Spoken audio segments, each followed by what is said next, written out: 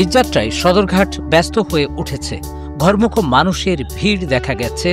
একের পর এক যাত্রীবাহী লঞ্চ বা জাহাজ ছেড়ে যাচ্ছে।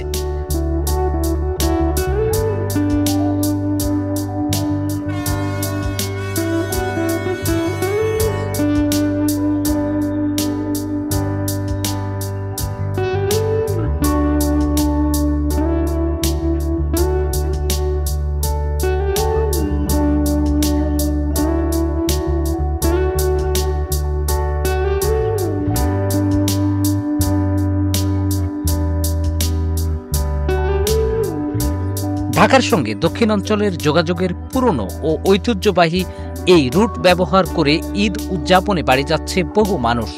সদরঘাটে ঈদযাত্রার সেই চিরচেনা রূপ ধরা পড়ল এবারও।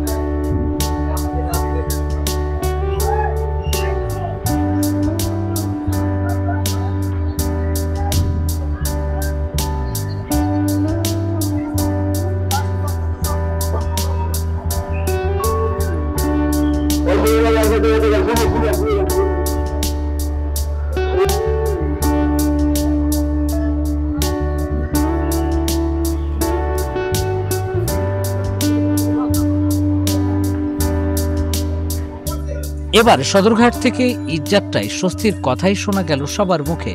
কারো কারোর জন্য বাসের চেয়ে লঞ্চ যাত্রায় নানা কারণের সুবিধা। পরিবার নিয়ে যাইতেছি, খুব ভালো লাগতেছে।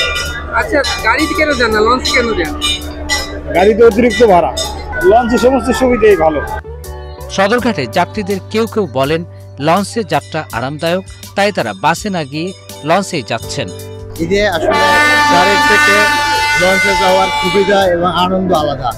ঠিক আছে, লঞ্চে অনেক শান্তিতে যাওয়া যায়, যেটা গাড়িতে যাওয়া যায় না। তারপরে সবচেয়ে বড় কথা হলো গাড়িতে একটা অ্যাক্সিডেন্টের ভয় থাকে, কিন্তু লঞ্চে তুলনামূলক অনেক কম। অনেকের অনেক কারণ থাকলেও ভোলার মানুষের লঞ্চ যাত্রাতেই ভরসা। কেন, শুনুন এই ব্যক্তির মুখে। আমাদের বাড়ি ভোলা সরবরাহ থানা, ভোলা সাইড আসন, ভোলা সরবরাহ থানা। আমরা লঞ্চ পারাপারি করতে হয়, লঞ্চ ছাড়া কোনো আমার যাতায়াত নাই।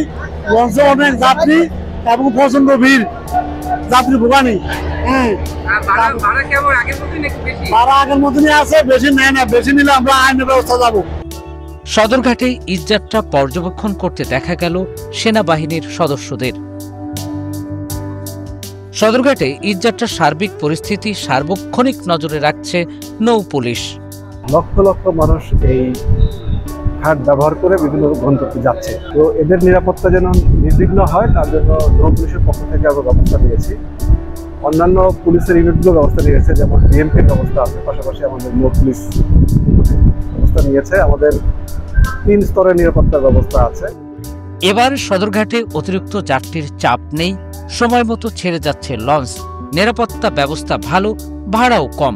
সব মিলে সদরঘাট থেকে ঈদযাত্রার অভিজ্ঞতা এখন পর্যন্ত স্বস্তিদায়ক।